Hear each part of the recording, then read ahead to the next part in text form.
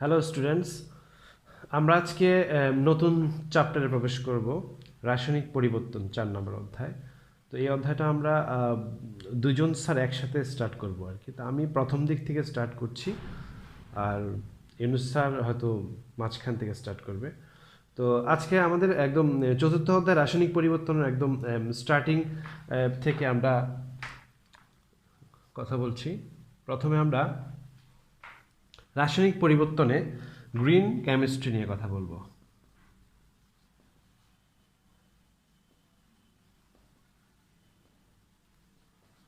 Green chemistry বলতে সবুজ রসায়ন, এই কথাটার মিনিং কি?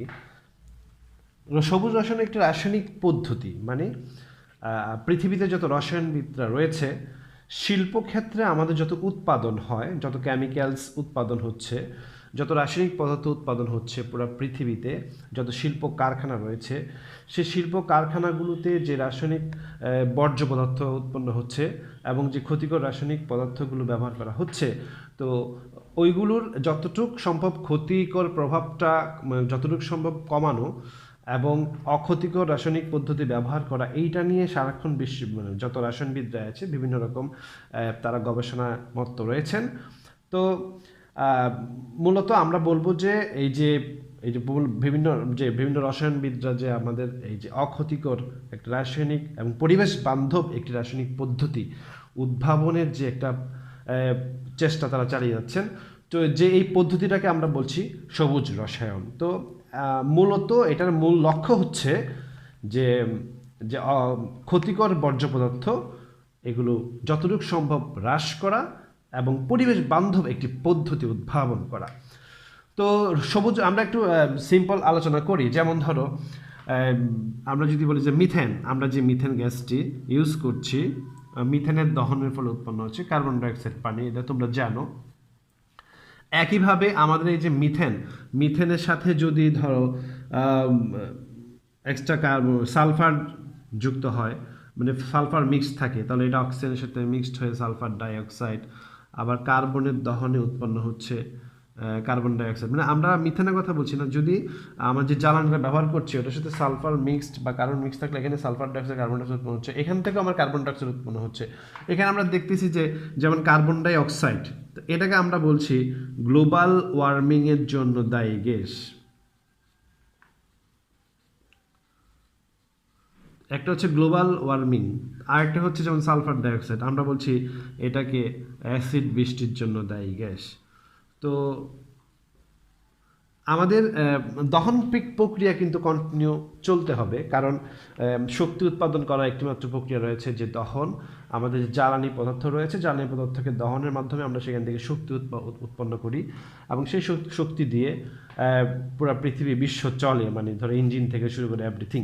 তো আমরা বলছি যে এই শক্তির উৎস হিসেবে আমরা নিচ্ছি বিভিন্ন রকম জ্বালানি, এবং সেই জ্বালানিগুলো কতটুকু নিরাপদ, কতটুকু বিশুদ্ধ, তার উপর ডিপেন্ড করছে এখানে ক্ষতিকর রাসায়নিক পদার্থ কী উৎপন্ন হচ্ছে। যেমন আমরা মিথেনের দহনে কিন্তু কার্বন ডাইঅক্সাইড পাচ্ছি, আবার কাঠ, কয়লা, বিভিন্ন ধরনের কাগজ পোড়ালো কার্বন ডাইঅক্সাইড এবং তাপ পাচ্ছি, কিন্তু সেক্ষেত্রে আমি যে জ্বালানিটা ব্যবহার করছি সেই জ্বালানিটা কতটুকু বিশুদ্ধ, তার সাথে কোনো সালফার এক্সট্রা রয়েছে কিনা, যার কারণে সালফার ডাইঅক্সাইড বা অ্যাসিড বৃষ্টি হতে পারে। তো এরকম বিভিন্ন গবেষণা চলছে যে এই যেহেতু শক্তি উৎপাদন করতে হবে, তাহলে সেই শক্তি উৎপাদনের ক্ষেত্রে আমরা কোন পদ্ধতিটা অবলম্বন করলে বায়ুতে, বাতাসে কার্বন কণা কম নিঃসরণ হবে এবং আমরা ঠিকই শক্তি পাবো, কিন্তু ক্ষতিকর সালফার ডাইঅক্সাইড, কার্বন ডাইঅক্সাইড উৎপাদন যাতে কমে যায়। তো সেই ক্ষেত্রে আমাদের খেয়াল রাখতে হবে এবং বিশেষজ্ঞরা সারাক্ষণই এটা নিয়ে গবেষণা করছেন। তো আমরা গ্রিন কেমিস্ট্রির মূল বিষয়টা ছিল যে অক্ষতিকর রাসায়নিক পদার্থ উৎপাদন, 2 নম্বর হচ্ছে মানে বর্জ্য পদার্থ যত আছে, ক্ষতিকর বর্জ্য পদার্থ, সেই বর্জ্য পদার্থ যতটুকু সম্ভব হ্রাস করা, মানে এমন পদ্ধতি আমাকে অবলম্বন করতে হবে যাতে বর্জ্য পদার্থ উৎপন্ন হয় কম, আর পদ্ধতিটা যাতে পরিবেশ বান্ধব হয়, এখানে যে বর্জ্যটা উৎপন্ন হয় সেটা যাতে নন টক্সিক হয়। তো আমরা চলে যাচ্ছি গ্রিন কেমিস্ট্রির যে পদ্ধতিটি রয়েছে, সেই পদ্ধতিটার আলোকে 12টি নীতিমালা রয়েছে। গ্রিন কেমিস্ট্রির আলোকে 12টি নীতিমালা, এটা সবাই ফলো করতে হয়।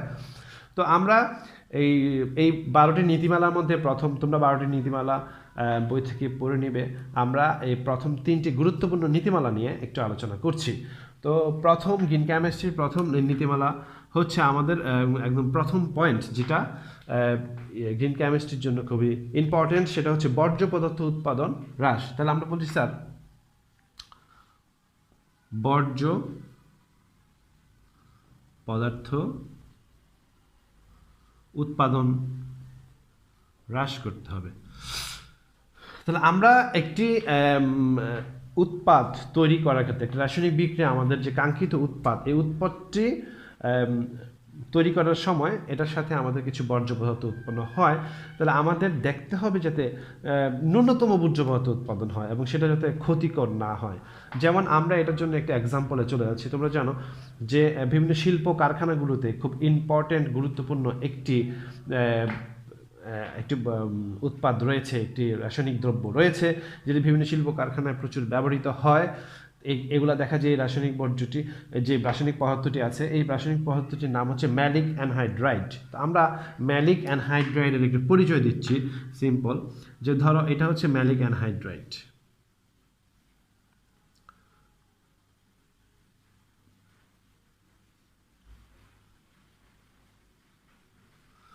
এটি ম্যালিক অ্যানহাইড্রেট, এটা রাসায়নিক মানে এটার হচ্ছে আণবিক সংকেত হচ্ছে C4H2O3, এটার নাম হচ্ছে ম্যালিক অ্যানহাইড্রাইড। তো স্যার এই যে ম্যালিক অ্যানহাইড্রাইড বলছি, এটা এখানে একটা ডাবল বন্ড হবে। এটি একটি গুরুত্বপূর্ণ রাসায়নিক পদার্থ, বিভিন্ন শিল্প কারখানায় এটি ব্যবহার করা হয়, এটা ব্যবহৃত হয়। আমরা বলছি স্যার যেমন ঔষধ তৈরিতে, তারপরে পলিএস্টার যে পলিমারগুলো রয়েছে এগুলো তৈরিতে, তারপরে কীটনাশকের ক্ষেত্রে, সারফ্যাক্টেন্ট তৈরিতে। তো বিভিন্ন জায়গায় বিভিন্ন শিল্প মানে ইন্ডাস্ট্রিয়াল প্রসেসে এটা ব্যবহার করা হয়। তা আমরা এইটি দিয়ে একটা এক্সাম্পল দেখাচ্ছি যে পরিবেশ বান্ধব রাসায়নিক পদ্ধতি বা বর্জ্য পদার্থ উৎপাদন হ্রাস কিভাবে করা যায়, আমরা কোনটাকে সাপোর্ট করবো। যেমন আমরা রাসায়নিক পদ্ধতি লিখছি, যেমন ধরো C6H6, স্যার এটির নাম হচ্ছে বেনজিন। তো আমরা যদি ম্যালিক অ্যানহাইড্রাইড তৈরি করতে চাই তাহলে দুইটা পদ্ধতি ব্যবহৃত হয়। এটা হচ্ছে বেনজিনকে আমরা দহন করলাম, তো দহন করলে এখান থেকে আমরা পেয়ে যাব C4H2O3, মানে ম্যালিক অ্যানহাইড্রাইড, যে গুরুত্বপূর্ণ রাসায়নিক পদার্থটি। সাথে আমার উৎপন্ন হচ্ছে কার্বন ডাইঅক্সাইড, পানি। এখন আমরা যদি এখানে যেটা উৎপন্ন হচ্ছে ম্যালিক অ্যানহাইড্রাইড, এই ম্যালিক অ্যানহাইড্রাইড আরেকটি পদ্ধতি আছে C4H10, এটাকে বলে বিউটেন। এই যে বিউটেনকে দহন করলেও আমরা C4H2O3, মানে ম্যালিক অ্যানহাইড্রাইড প্লাস পানি পাবো। স্যার এই প্রথম পদ্ধতিটা আর 2 নম্বর পদ্ধতিটা পর্যালোচনা করে দেখা যায় যে প্রথম আমরা যেটা ব্যবহার করছি বেনজিন। তো প্রথমেই বলে নিচ্ছি যে বেনজিন হচ্ছে একটি যে বিক্রিয়ক আমরা ব্যবহার করছি বেনজিন, এটি কিন্তু একটি ক্ষতিকর রাসায়নিক পদার্থ।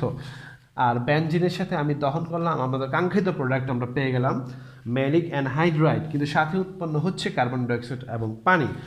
আর আমি যদি এটা বিউটেন থেকে উৎপন্ন করি সেক্ষেত্রে উৎপন্ন হচ্ছে শুধু পানি। তো আমরা বলছি স্যার এখানে পানি হচ্ছে একটি পরিবেশ বান্ধব পদার্থ, কিন্তু যেখানে উৎপন্ন হচ্ছে প্রথম পদ্ধতিটিতে কার্বন ডাইঅক্সাইড, এটাকে আমরা বলছি গ্লোবাল ওয়ার্মিংয়ের জন্য দায়ী একটি গ্যাস। তো ক্ষতিকর রাসায়নিক পদার্থ, এখানে বর্জ্য পদার্থ উৎপন্ন হচ্ছে। তো আমরা কিন্তু চেষ্টা করব যে 1 এবং 2 এর মধ্যে, যেহেতু 2 নং পদ্ধতিটিতে আমাদের বর্জ্য পদার্থ উৎপন্ন হচ্ছে, কম পরিবেশ বান্ধব পানি উৎপন্ন হচ্ছে, তো এই ক্ষেত্রে আমরা 2 নং পদ্ধতিটাকে সাপোর্ট করব আর 1 নং পদ্ধতিটাকে চেষ্টা করব বর্জন করার জন্য। তো দুইভাবেই আমার এই ম্যালিক অ্যানহাইড্রাইড করা যাচ্ছে, কিন্তু 1 নং পদ্ধতিটি যেহেতু রাসায়নিক ক্ষতিকর কার্বন ডাইঅক্সাইড উৎপন্ন হচ্ছে, তাই আমরা এটাকে অ্যাভয়েড করে 2 নং পদ্ধতিটিকে রাসায়নিক বান্ধব পদ্ধতি যেহেতু, সেটাকে আমরা সমর্থন করব। তো এটা ছিল বর্জ্য পদার্থ উৎপাদন হ্রাসের একটি এক্সাম্পল। এরপরে হচ্ছে আমরা যদি 2 নম্বর পয়েন্টে যাই, সেটা হচ্ছে percentage of atom economy, the percentage of atom economy. মানে স্যার এইটা বলতে কি বোঝায় পার্সেন্টেজ অফ অ্যাটম ইকোনমি? এটা হচ্ছে যে এটা আমরা বোঝাই যে যখন একটা রাসায়নিক পদ্ধতি আমরা ব্যবহার করব তখন যেই একই রকম মানে প্রোডাক্ট ভিন্ন ভিন্ন পদ্ধতিতে পাওয়া যেতে পারে। তো সেক্ষেত্রে আমরা দেখব যে অ্যাটম ইকোনমিটা কত, মানে যেই রাসায়নিক পদ্ধতিটাতে অ্যাটম ইকোনমির মান সবচেয়ে বেশি, তার মানে বোঝা যাবে যে এখানে বিক্রিয়ক পদার্থ সবচেয়ে বেশি ব্যবহার করা হয়েছে বা সবচেয়ে বেশি ব্যবহৃত হয়েছে। তো আমরা একটা বিক্রিয়া যখন করি তখন দেখা যায় বিক্রিয়াতে বিক্রিয়ক যেটা ব্যবহার করি সেই বিক্রিয়ক সম্পূর্ণ ব্যবহৃত হচ্ছে না, ধরো 60 থেকে 70% ব্যবহৃত হচ্ছে। তার মানে 20 থেকে 30 বা 40 থেকে 30% বিক্রিয়ক অব্যবহৃত অবস্থায় থেকে যাচ্ছে। এই বিক্রিয়কগুলো কিন্তু পরে পরিবেশে ছড়াচ্ছে এবং এগুলো যদি ক্ষতিকর হয় তাহলে তো পরিবেশের জন্য ক্ষতি হচ্ছে। প্লাস এই যে অব্যবহৃত যে থেকে যাচ্ছে 40 থেকে 30%, এটাও কিন্তু এক ধরনের মানে আমাদের লস বলবো, যে এগুলো যেহেতু সম্পূর্ণ আমরা ব্যবহার করতে পারছি না তাহলে এটা অপচয় বলা যাবে। আচ্ছা, তো আমরা বলছি পার্সেন্টেজ অফ অ্যাটম যাতে সবচেয়ে বেশি সর্বোত্তম এবং পার্সেন্টেজ সবচেয়ে বেশি হয় সেই দিকে খেয়াল রাখতে হবে। তাহলে স্যার পার্সেন্টেজ অফ অ্যাটম এর ক্ষেত্রে মানটা হতে হবে সর্বোচ্চ। তো আমরা যদি পার্সেন্টেজ অফ অ্যাটমের ফর্মুলাতে যাই তাহলে স্যার এটা কিভাবে বের করে এটা একটু দেখাচ্ছি। পার্সেন্টেজ অফ অ্যাটম বের করার সিস্টেম হচ্ছে যে আমাদের যে মূল উৎপাদ, মানে আমরা যে উৎপাদটি উৎপন্ন করতে চাচ্ছি, তাহলে মূল উৎপাদের ভর ইন্টু 100, আর নিচে হবে যে মোট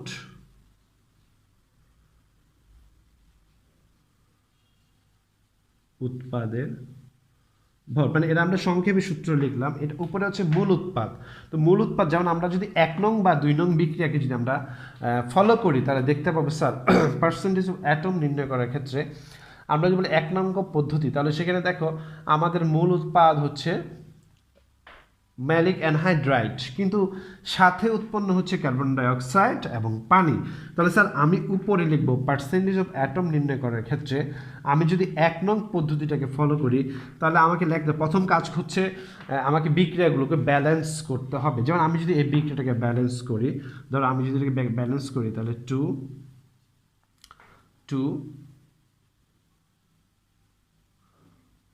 এটা 4 9 আমরা ব্যালেন্স করলাম। 2 নাম্বারটাকে ব্যালেন্স করি 2 7 2।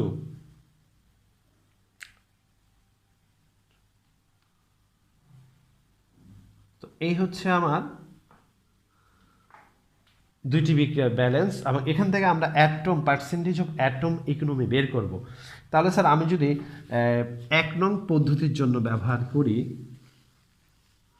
ধরো আমি 1 নং বিক্রিয়াটির জন্য পার্সেন্টেজ অফ অ্যাটম ইকোনমি বের করব, তাহলে 1 নং এর জন্য বের করছি পার্সেন্টেজ অফ অ্যাটম ইকোনমি।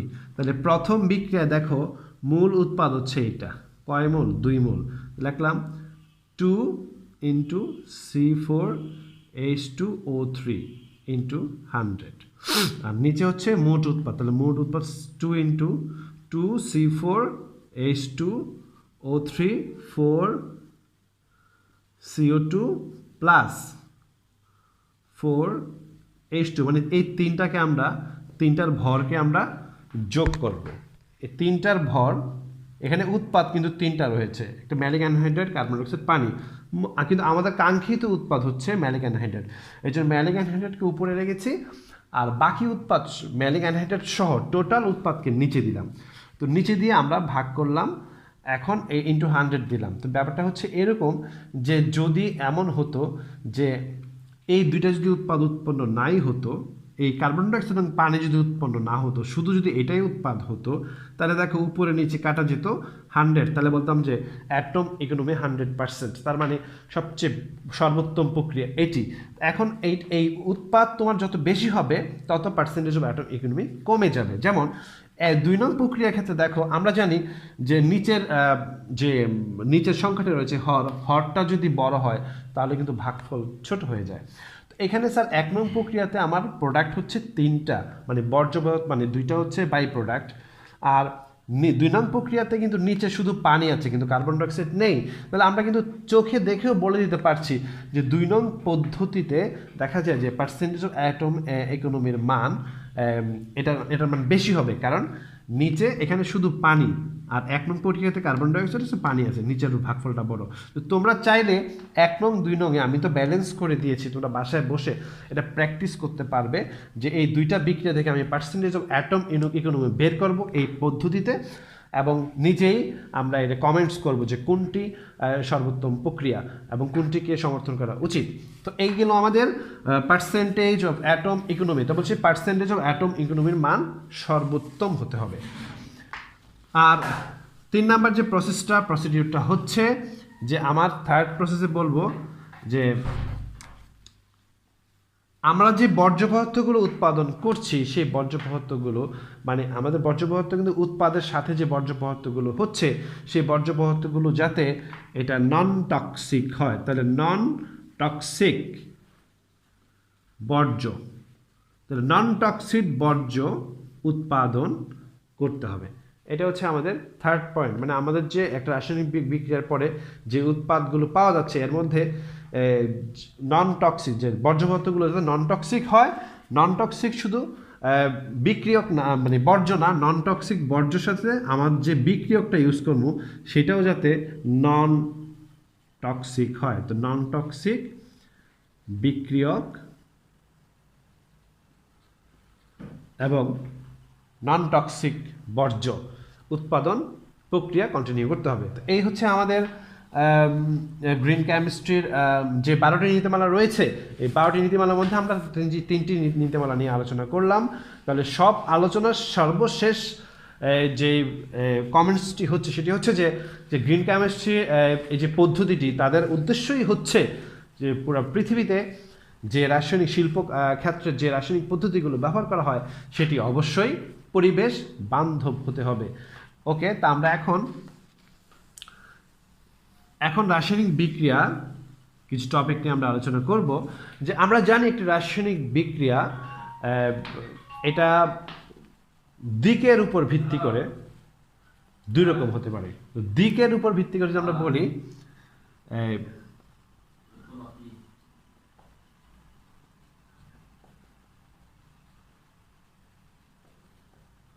দিকের উপর ভিত্তি করে একটি রাসায়নিক বিক্রিয়াকে আমরা 2 ভাগে ভাগ করতে পারি। একটা হচ্ছে একমুখী,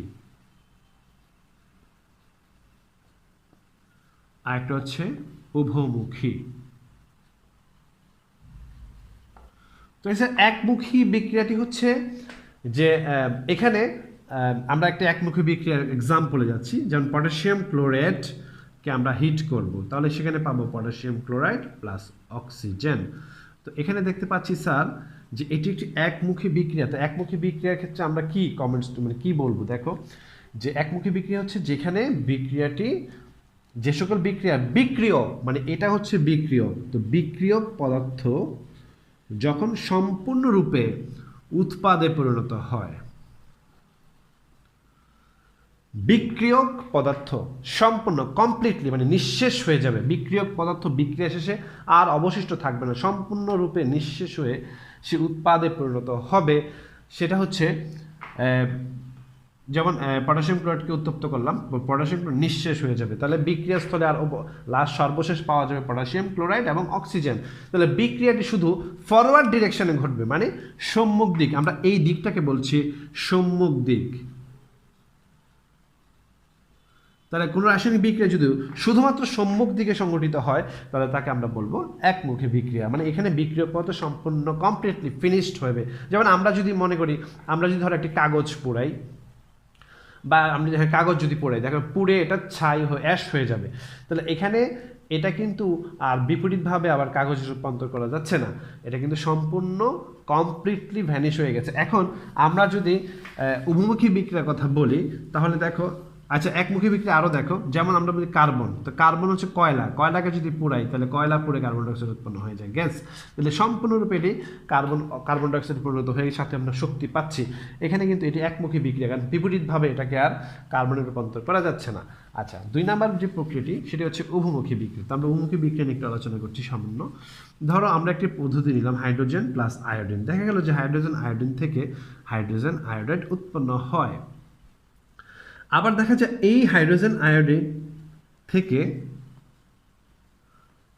আমরা আবার হাইড্রোজেন এবং আয়োডিন পাচ্ছি, মানে বিক্রিয়াটি দুইভাবে সংঘটিত করা সম্ভব।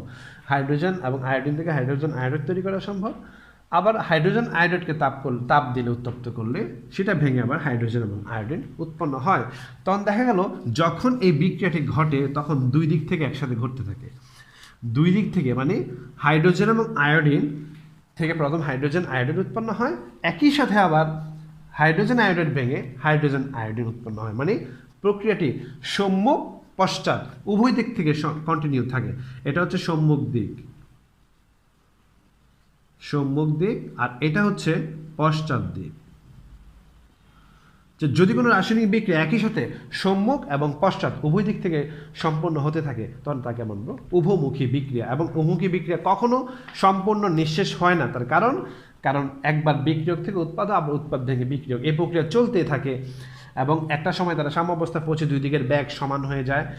তখন আমরা বলি যে রাসায়নিক একটি উভমুখী বিক্রিয়া যখন সাম্যাবস্থায় পৌঁছে যায় বা একটা উভমুখী বিক্রিয়া কখনো সম্পূর্ণ শেষ হবে না, এটা সারা জীবন চলতেই থাকবে, কারণ উৎপাদ থেকে বিক্রিয়ক আবার বিক্রিয়ক থেকে উৎপাদ, দুইটা প্রক্রিয়া একসাথে। এই জন্য বলে যে সকল বিক্রিয়া একই সাথে দুই দিক থেকে সংগঠিত হতে থাকে, সম্মুখ এবং পশ্চাৎ থেকে উভমুখী বিক্রিয়া বলে। তাহলে পরবর্তী টপিক নিয়ে আলোচনা হবে পরবর্তী ক্লাসে। ভালো থেকো সবাই।